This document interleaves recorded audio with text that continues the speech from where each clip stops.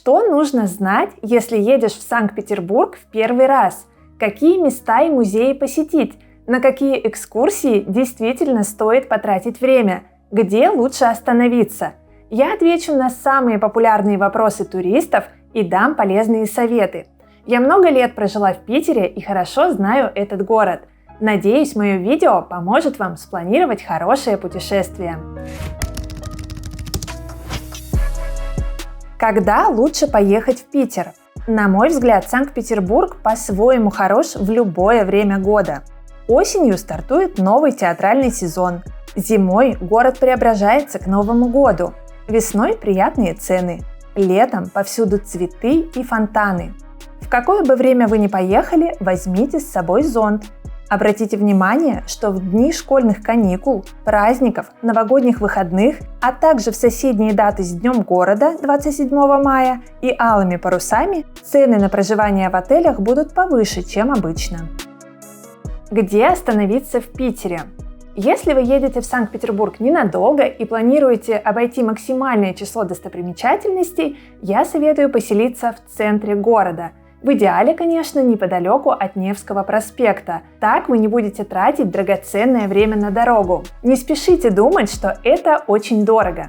Например, прямо сейчас я нашла мини-отели и гостевые дома по цене 2-3 тысячи рублей в сутки за двоих. А хорошие отели цена-качество стоят 4-8 тысяч рублей за ночь.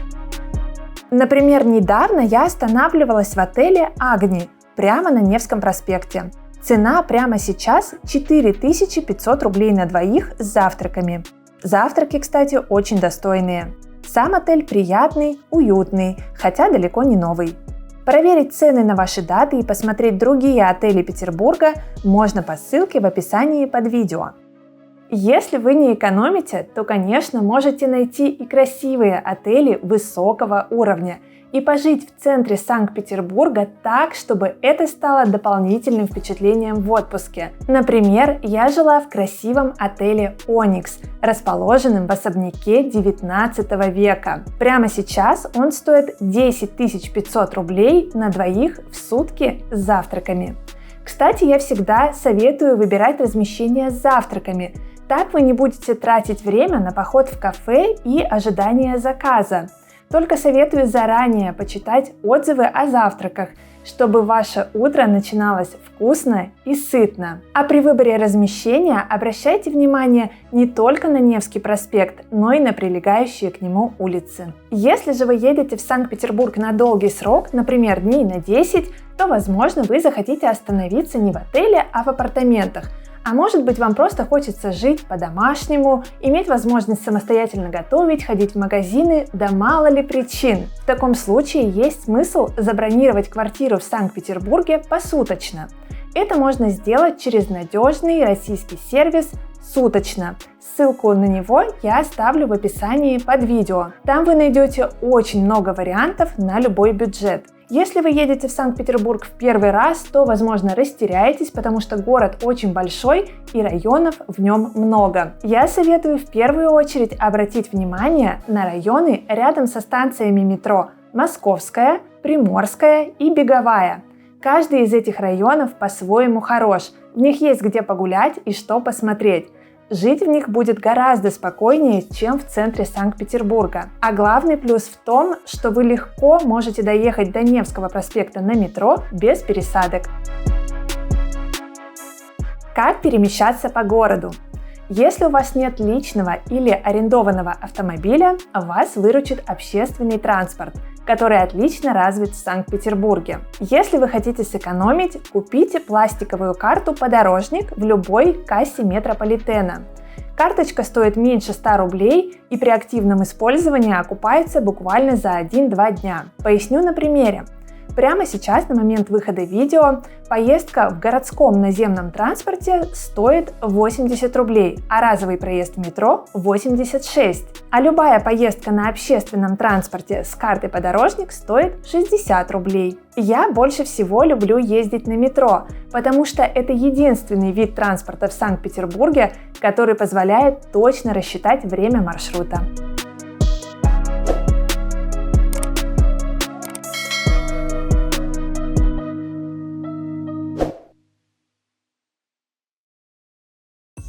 Что посмотреть в Питере? Если вы собираетесь в Санкт-Петербург в первый раз, я советую выделить на поездку не менее недели. За этот срок можно увидеть многое. Какие места и достопримечательности стоит увидеть в Санкт-Петербурге в первую очередь? Невский проспект. Я рекомендую пройти его пешком от станции метро Площадь Восстания до Адмиралтейства. По пути стоит зайти в Казанский собор и Спас на Крови. Конечно, стоит полюбоваться Адмиралтейством и ансамблем Дворцовой площади. Достопримечательности в центре. Непременно побывайте в Исаакиевском соборе и поднимитесь на колокольню, чтобы посмотреть на Санкт-Петербург с высоты. Пройдитесь по каналу Грибоедова, зайдите в летний сад и погуляйте на Марсовом поле. Васильевский остров. Я советую выделить один день на прогулку по Ваське.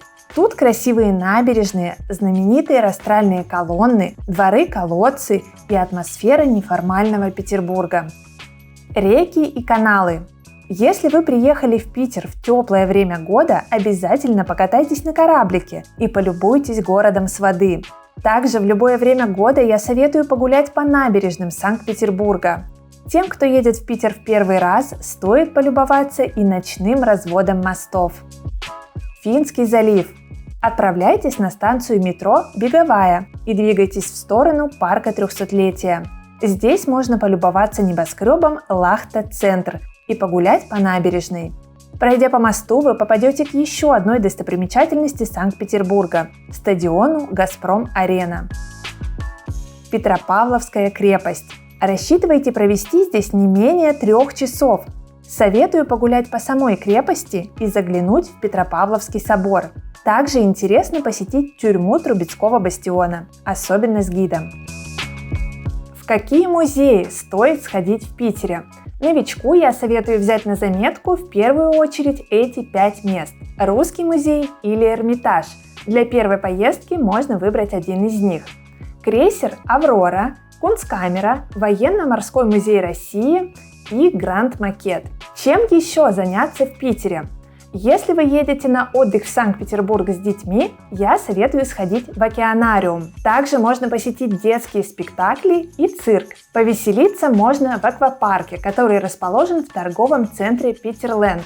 Также можно посетить аттракционы на Крестовском острове. А еще детям может понравиться музей советских игровых автоматов, потому что все экспонаты в нем можно использовать по прямому назначению. Конечно, не стоит забывать о театрах. Все-таки Санкт-Петербург – это культурная столица. Изучите афишу перед своей поездкой. Я уверена, что вы найдете подходящий вам спектакль. В первую очередь туристы, конечно, стремятся посетить Мариинский театр.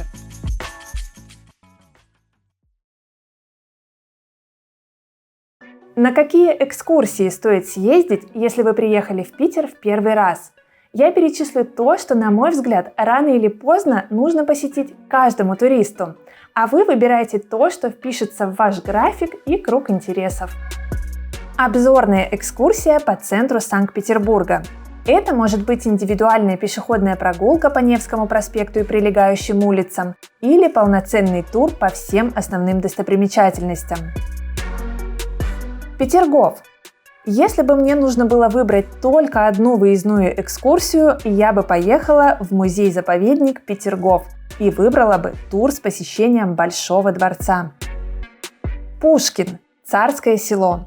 Еще одно прекрасное место, которое стоит посетить во время поездки в Санкт-Петербург. Тут нет роскошных фонтанов, но есть чудесные аллеи и великолепнейший императорский дворец. Кронштадт. Даже сама поездка в этот город уже доставляет удовольствие, потому что Кронштадт расположен на острове Котлин, и дорога сюда очень красива. В самом Кронштадте есть что посмотреть. Экскурсия сюда – это не только знакомство с интересным местом, но и с историей военно-морского флота России.